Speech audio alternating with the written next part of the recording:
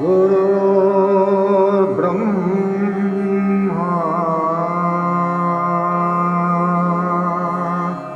गुरुर्विष्णु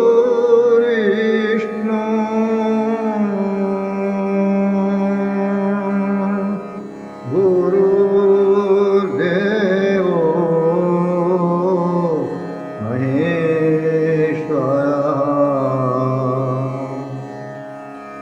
गुरु साक्षात् परब्रह्मा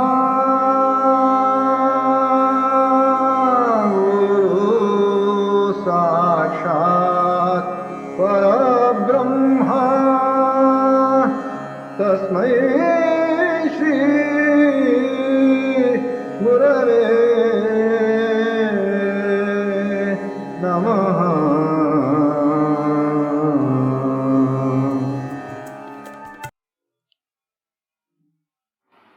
Western will come afterwards. Let us first understand what philosophy means. As I surmise, none of you has ever read philosophy at any stage, and so we shall have to begin at the beginning. What is philosophy? That is the first question. So I begin as I do.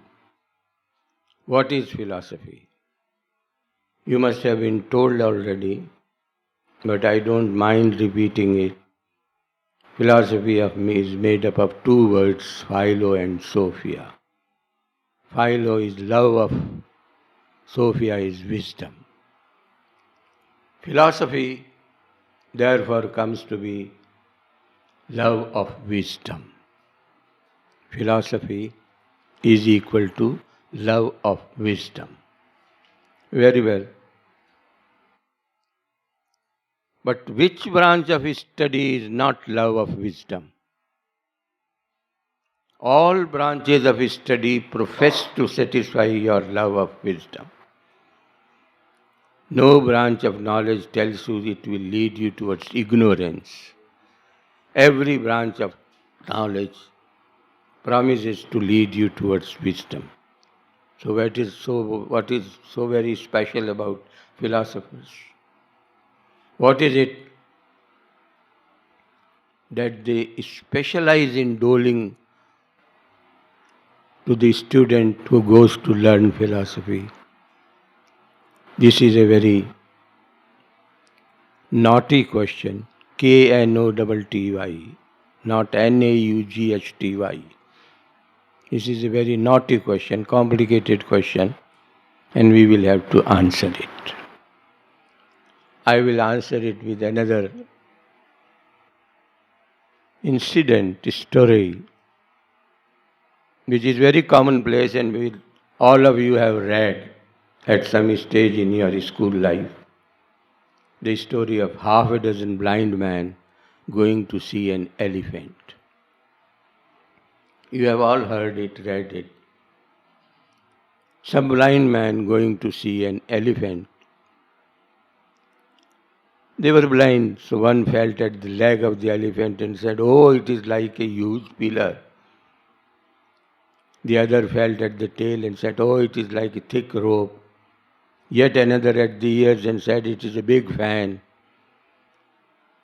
And another at the trunk and said, "It is like a big wall," and like this, and they began quarreling amongst themselves. The one asserted what he felt like and knew, and they began quarreling like this.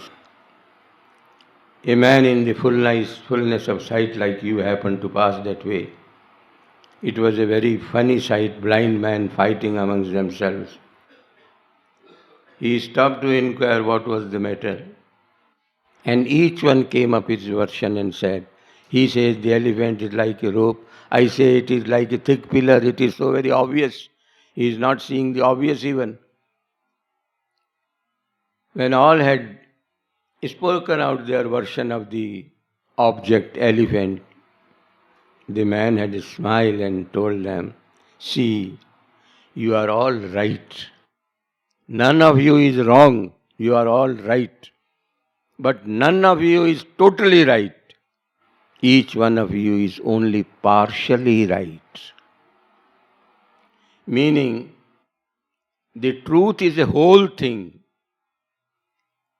It is a holistic approach, an approach and understanding of the totality of the full wholesome thing.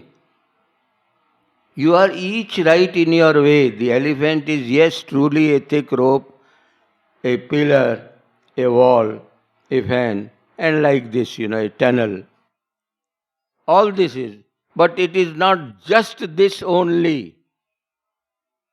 It is all put together and not just merely put together, something above and over also. The elephant is a living animal which cannot be made up by the sum total of these parts. And it was he who told them it is an elephant.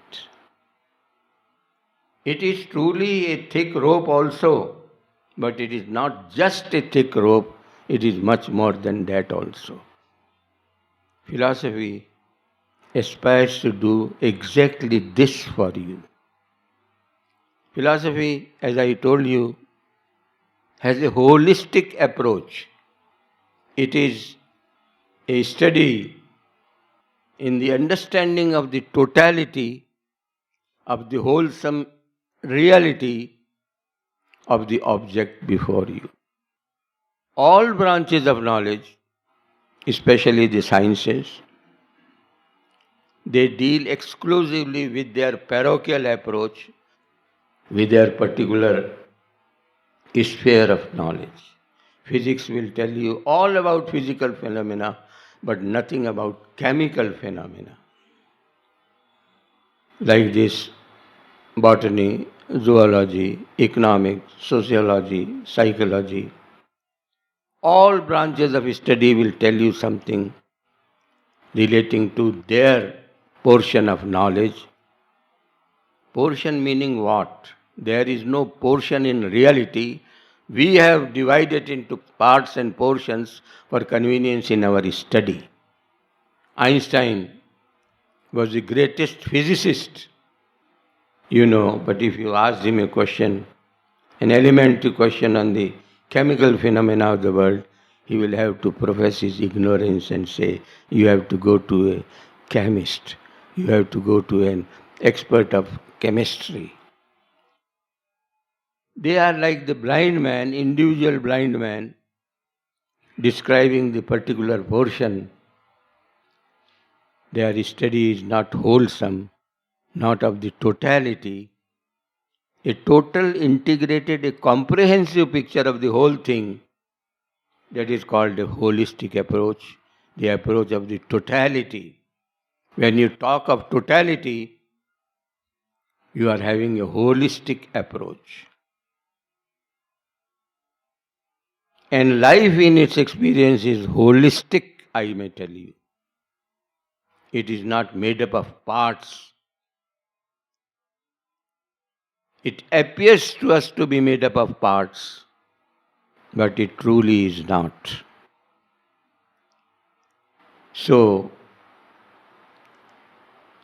a philosopher receives conclusions. The physicist will tell us physical phenomena behave like this.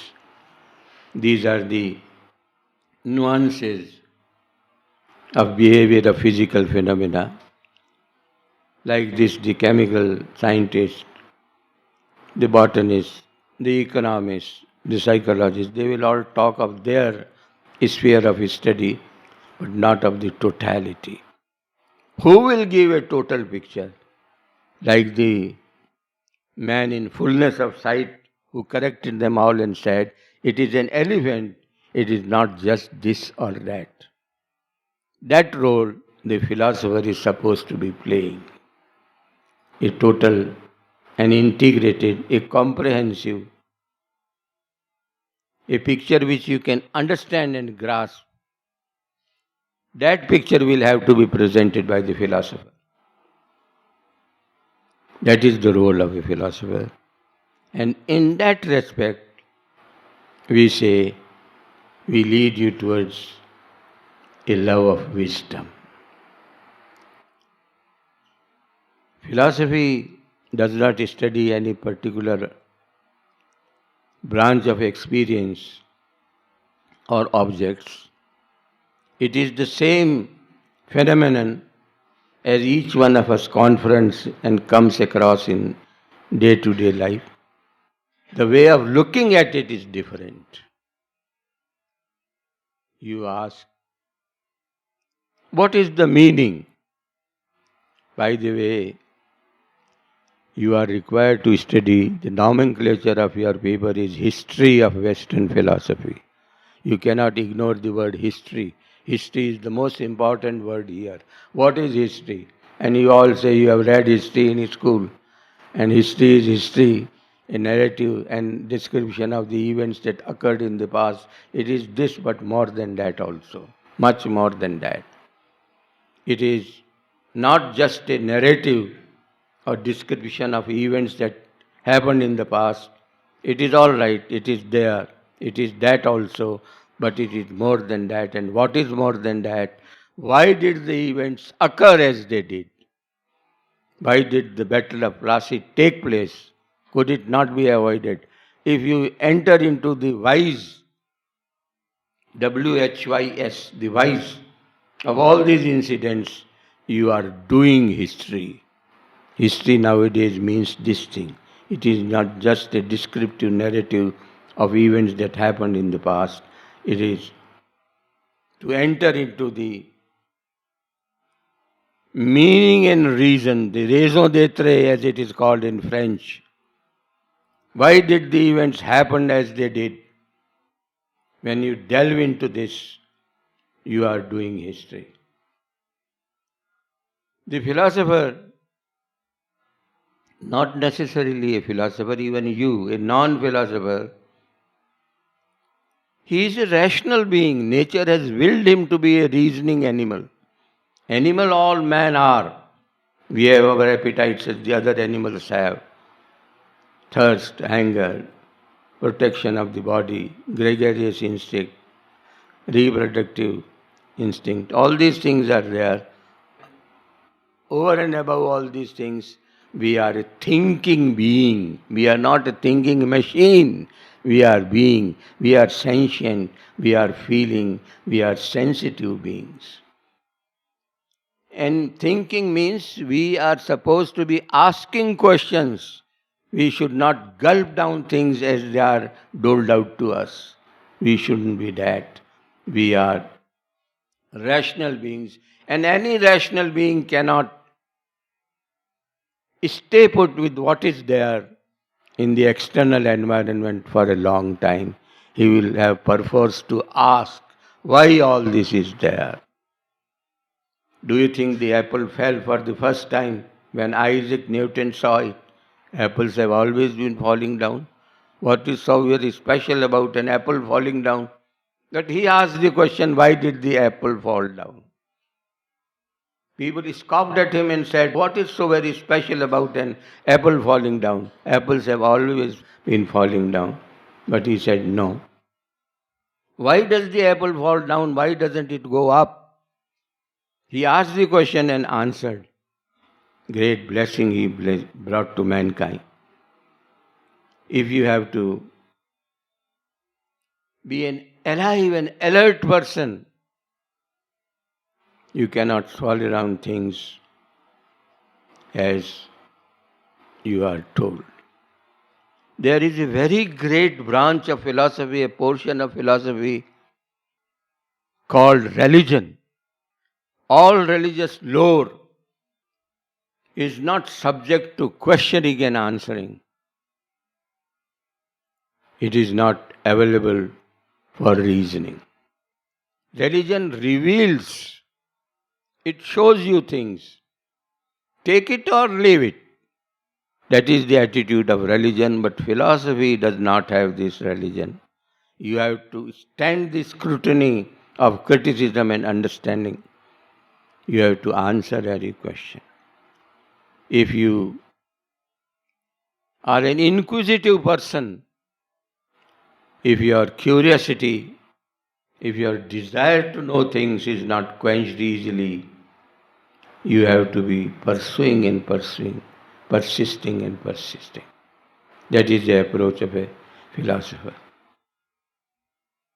Man has always been asking questions, and when he was put on this in this universe, he was baffled by the phenomena around him. That is how philosophy began. How did philosophy begin? It has been said philosophy begins in wonder. You are wonder-struck. What is this phenomena? What is this mysterious thing?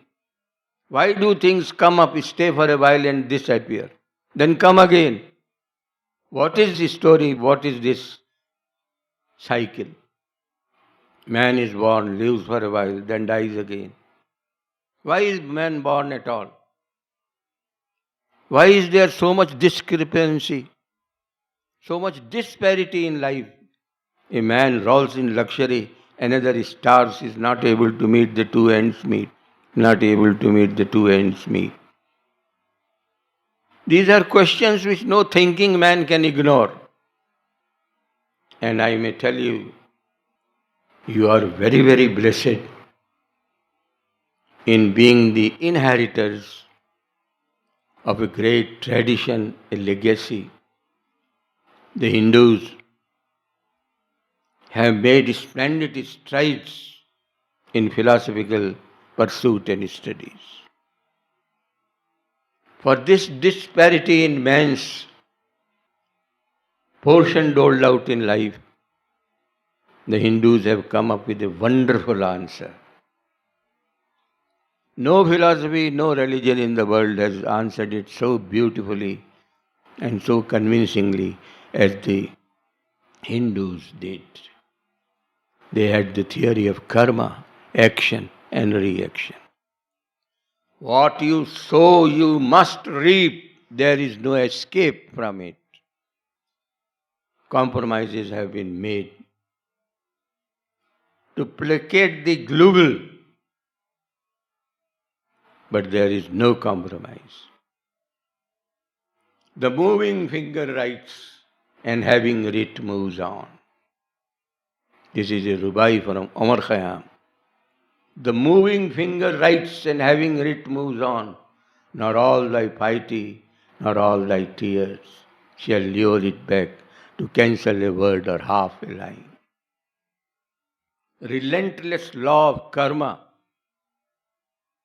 is there. What you sow, you must reap. You cannot escape it.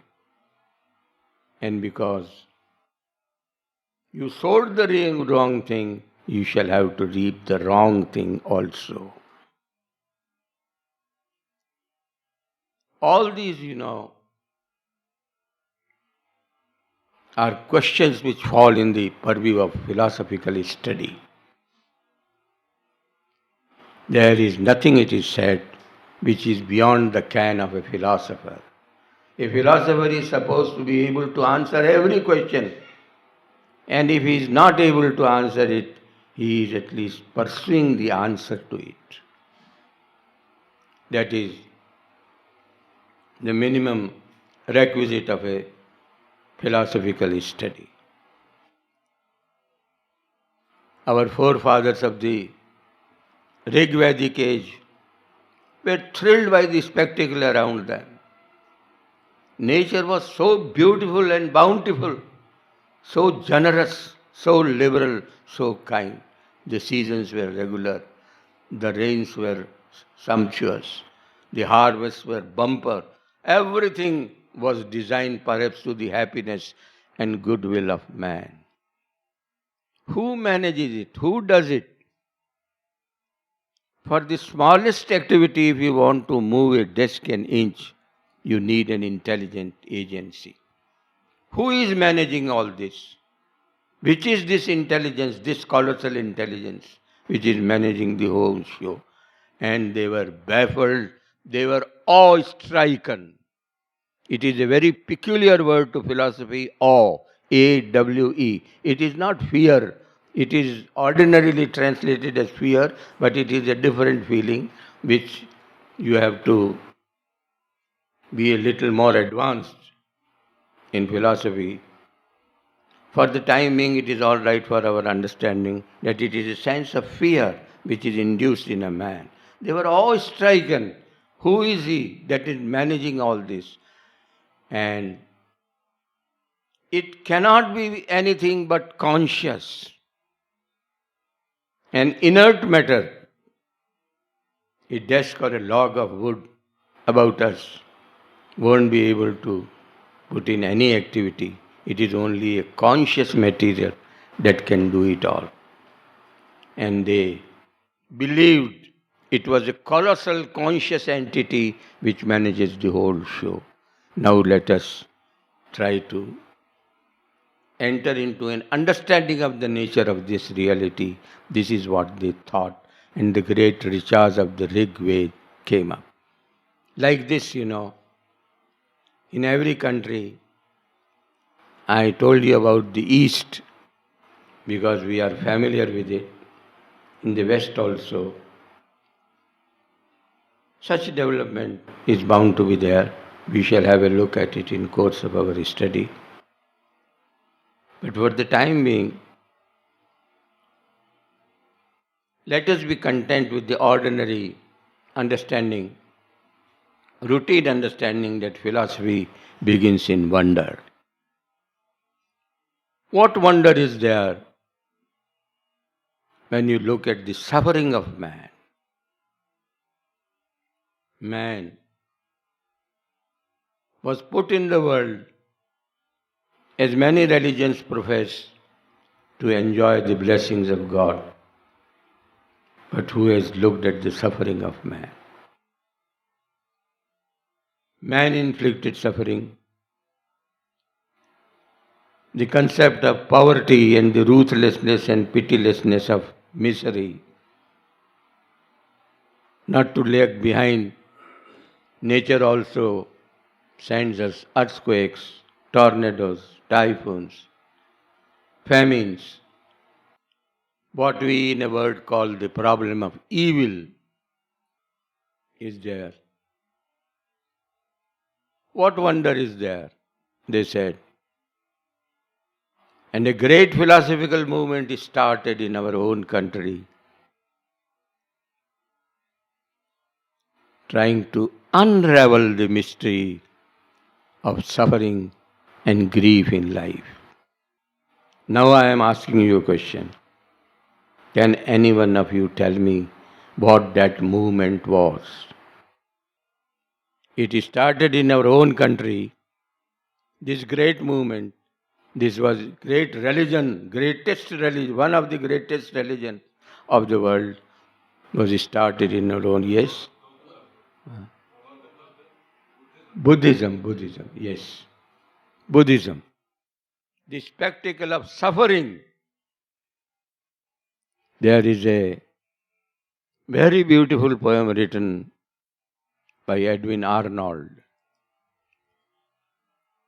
You have to cultivate a love for reading in my class, brothers, I may tell you. You should be inspired to read books. Very beautiful poem by Edwin Arnold. The light of Asia is devoted to Buddha. The light of the world is devoted to Christ. In this poem, Edwin Arnold writes, when he saw the sight of a sick man, you all know, he asked his charioteer, Channa, what is it? And he said, he is a sick man. And he asked him, what is sickness? And the charioteer answered, it is the lot of a human body to fall sick sometimes as to be healthy sometimes. So he asked him, will he also fall sick? Channa said, yes, Master, you can also fall sick. It is the dharma of the human body. And Buddha said, oh, I have already fallen sick. The poor man was baffled. How have you fallen sick? You are perfectly all right. He says, when it is the dharma of a human body, each one will have to fall sick and undergo this suffering. The fact of suffering is a great mover and shaker of ideas. It is a beautiful poem. I would like each one of you to read it and get it. First, get it from somewhere, I don't know from where, but it is a very beautiful poem and you should read it. At the parting, when Channa leaves Buddha in the thick of the forest at the dead of the night, he entreats him to accept a small water pot and a pillow. Buddha knew for certain he would not need any of these things, yet in order to keep him placated and a little flattered, in good humor, he accepts these. He goes a little further. It is early morning. He sees a monk sleeping under a tree on a pillow of a brick. He throws away the pillow. A little ahead, he sees a monk drinking water with his folded palms, with his palms joined together. He throws away the lota, the water pot. He says, this was the experience of the man, and at the end he says, happiness in life does not consist in the plurality of objects and desires, but in the paucity of objects and desires. If you add up your wants upon wants, you may always be missing happiness. It consists in reduction of your wants. Gurudev's literature is amply demonstrative of it. Happiness does not lie in acquiring objects of sense enjoyment. It consists in relinquishing it. Great philosophical movement began in suffering and sorrow also.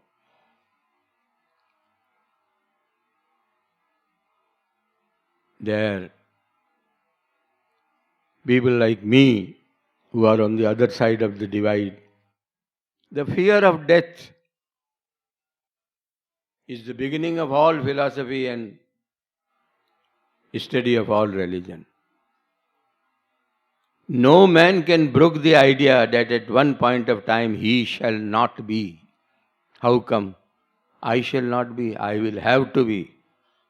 I am I. My dignity, my majesty is there. How do you say I will not be at one point of time? This fear goads the man into a philosophical study, and that has mostly been the beginning of religion. Gurudev also has written a very beautiful, interesting book, What Becomes of the Soul After Death. What Becomes of the Soul After Death is a very interesting book. You must read it here. You will get to know the mystery after death. What I have been talking about all along is this. Man is surrounded by mystery on all sides. And to resolve the mystery, you need to study philosophy.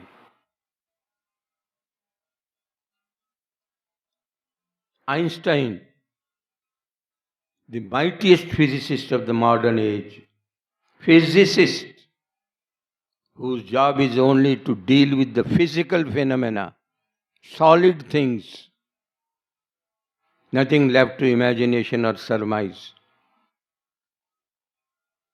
He says, this is his quote, not mine. There is a tremendous mystery throbbing at the heart of the universe, which I am unable to unravel. There is a tremendous mystery throbbing at the heart of the universe, which I am unable to unravel. I can not tell you what this mystery is. He is a physicist. His job is to deal only with solids, with solid things. He does not enter into conjectures and imaginations. He says, what is a mystery? Anything, the answer to which you cannot give, which you cannot explain, is a mystery. To search the meaning of life, the meaning of your experience in life, it is your experience in life only which led the Hindu mystics to search the theory of karma, action and reaction. Newton perhaps came very late when he said action and reaction are equal and opposite. The Hindu mystics said it long back, long ago. There is no let up, there is no respite. Only you may be lulled to sleep, that is a different thing. It is a relentless law. And you will read it in your study of Indian philosophy, the concept of Rit, the law. The law governs all, even the gods are subordinate to it. In external nature, it is the natural law which sustains nature. In the world within man, it is the moral law which sustains man and all nature. Laws are inexorable. These are all laid out by a supreme intelligence that governs the world show. This world is a tremendous mystery, as Einstein said, acknowledged. And when you are entering into any study of the fundamentals, into any study or understanding of the beginnings, you are doing philosophy. The study of the fundamental structure is called doing philosophy. When you philosophize, you are said to be doing philosophy. You do not take up for your study what is at the surface. You take up your study of what is at the structure of a thing, what is at the beginning of it, what is the foundation and fundamentals of it. Philosophy, therefore, has to deal with reality. I have all along been trying to introduce the word to you, reality. Reality is the most crucial word for you in your study of philosophy. Reality and appearance. These two words are very apparent, very important for you. Appearance, that which is visible to you, that which you see and experience, that is appearance. Reality, that which truly is. What do I mean when I say truly is? Truly means that which was, that which is, and that which shall be. That is reality. Hari Om.